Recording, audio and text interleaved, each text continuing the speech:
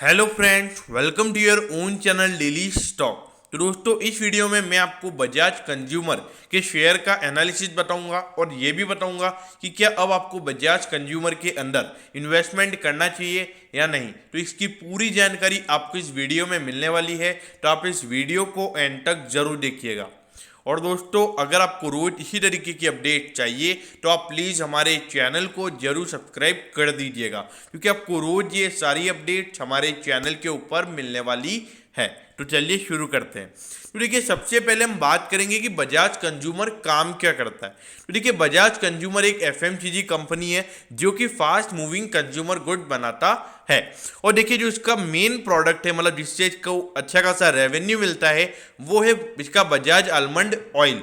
देखिए, आप में से 90% से लोगों ने बजाज आलमंड ऑयल को यूज़ किया ही होगा।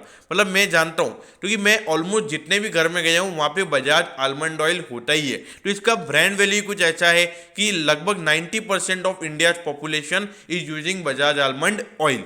तो देखा जाए तो इसका प्रोडक्ट क्या है, इसके बारे में मुझे ज़्यादा बताने की ज़रूरत नहीं है। देखिए, जो इसका बजाज कंज्यूमर है, इसके 3 प्रोडक्ट्स हैं लगभग। उसके अलावा हैंड सैनिटाइजर भी है और उसके अलावा फेस स्क्रब होता है, वो भी इस कंपनी का है।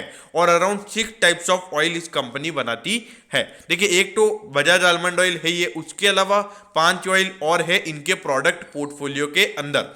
तो देखा जाए तो ये ऑयल बनाती है, अच्छा धंधा है। ऑल ओवर अगर देखा जाए ब्रांड वैल्यू खासी बढ़िया है। लेकिन इसकी एक इश्यू वाली बात है, क्योंकि मुझे ऐसा लगता है कि कंपनी के लिए एक इश्यू है।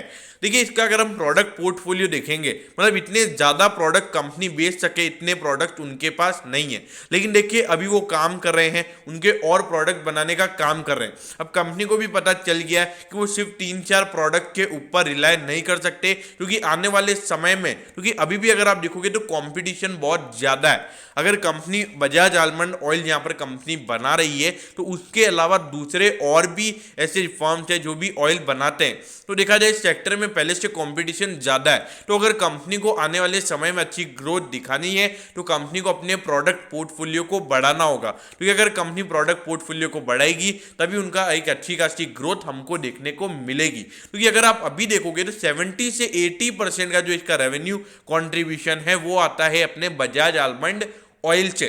क्योंकि अगर वो प्रोडक्ट अगर आप देखोगे तो ऐसा नहीं है कि वो प्रोडक्ट कोई हमेशा खरीदेगा। क्योंकि अगर आप भी कोई ऑयल खरीद रहे हो तो कम से कम आप 2 to 3 मंथ तक उसको यूज़ करोगे, फिर उसके बाद आप वापस शॉप पे जाके ऑयल को खरीदोगे। तो देखा जाए, कंपनी एक मेन प्रोडक्ट के ऊपर ही इतना रिलाय नहीं कर सकती।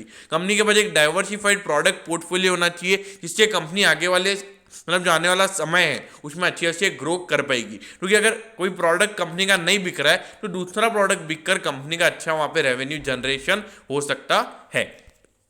अब यहाँ पर अगर हम मार्केट कैप की अगर हम बात करें, एक छोटी सी कंपनी है, ये 4517 करोड़ का मार्केट कैप है। लेकिन अगर आप देखोगे तो इंडस्ट्री के प्राइस टू अर्निंग से अगर आप देखोगे 78.69 का इंडस्ट्री का प्राइस टू अर्निंग है, और ये आपको सिर्फ 23.27 के प्राइस टू अर्निंग रेशियो पर ही मिल रहा है। लेकिन देखा जाए, इसका बस एक प्रोडक्ट पोर्टफोलियो का इश्यू है। अगर ये अच्छे प्रोडक्ट्स और मार्केट में लॉन्च करता है, तो इसके लिए ये, और मेरे ख्याल से ये भी आपको प्रीमियम वैल्यूएशन पर ट्रेड होता हुआ नजर आएगा। अब यहां पर अगर हम इसके बुक वैल्यू की बात करें, तो बुक वैल्यू में थोड़ा सा कॉस्टली जरूर है।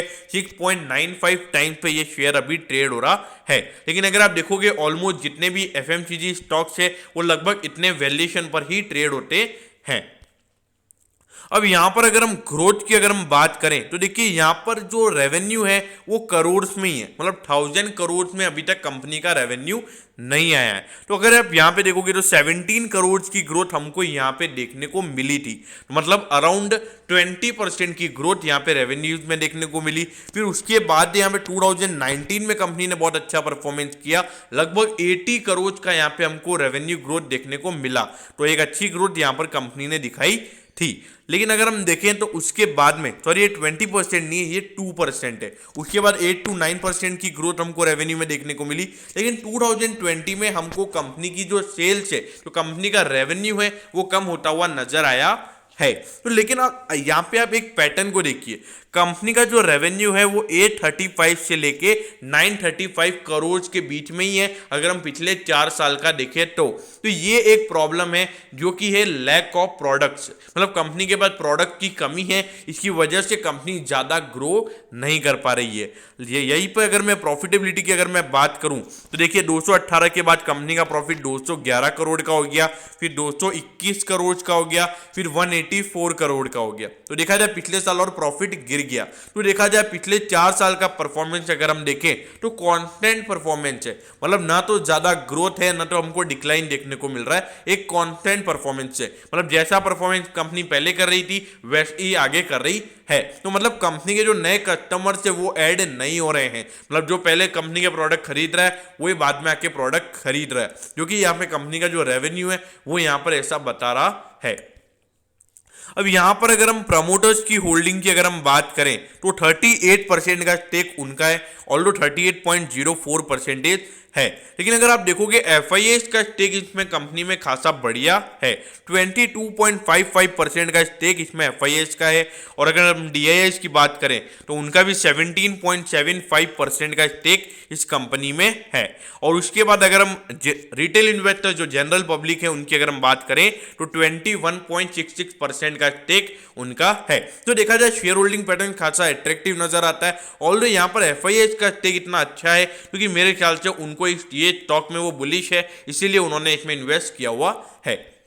अब यहां पर अगर मैं क्वार्टरली वाइज अगर मैं यहां पर बात करूं तो आप देखिए यहां पे आपको इस बार भी टोटल इनकम थोड़ी अच्छी खासी बढ़ती हुई नजर आई है। पहले 208 करोड़ थी, फिर 235 करोड़ हुई, फिर 257 करोड़ हुई है। लेकिन देखा जाए ज्यादा ग्रोथ देखने को नहीं मिल रही है, ऑल्दो ग्रोथ तो है।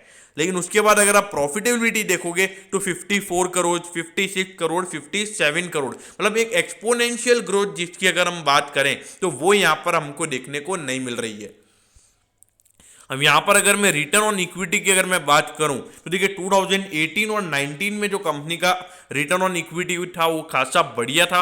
लेकिन अगर आप अभी देखोगे तो 28.28 का कंपनी का रिटर्न ऑन इक्विटी है, जो कि बहुत अच्छा है। लेकिन भले यहां से 47 से 28 जरूर हो गया है, लेकिन अगर जब तक कंपनी का जो ROE है वो 20 से ऊपर होता है वो एक अच्छा ROE माना जाता है। और अगर आप ROC की भी अगर हम बात करें तो वो भी 35.09 है, ऑल्दो ये भी डिक्लाइनिंग में, लेकिन जो डिक्लाइनिंग में है लेकिन 30 से ऊपर जब ROC रहता है तो वो एक अच्छा ROC माना जाता है। अब यहाँ पर रिटर्न ऑन एसेट भी अगर हम देखेंगे तो रिटर्न ऑन एसेट में भी हमको वही नजर आता है। लेकिन देखिए ये सारे रेशियो देखा जाए तो जितने एक्सपेक्टेड होने चाहिए उससे ज्यादा है, तो देखा जाए तो कोई इश्यू वाली बात नहीं है। लेकिन हाँ दोस्तों यहाँ से अगर ये और डिक्लाइन होता है, मतलब मार्च 2021 में अगर हमको और डिक्लाइन ये इसमें देखने को मिलता है तो मेरे ख्याल से यहाँ पे शेयर होल्डर्स के लिए एक इश्यू वाली बात बनती है।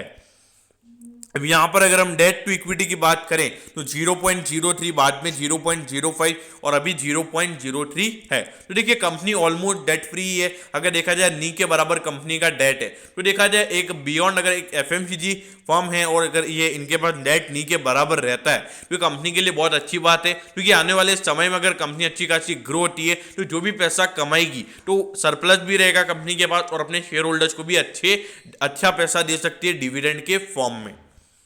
अब यहां पर अगर हम बात करें तो देखिए 306.20 पे ये शेयर अभी ट्रेड हो रहा है। और अगर देखा जाए इसका हाई देखिए, आप हाई पे नजर डालिए, 525 का इसका हाई है, मतलब अपने हाई से आपको अराउंड 40% के करेक्शन पे ये मिल रहा है।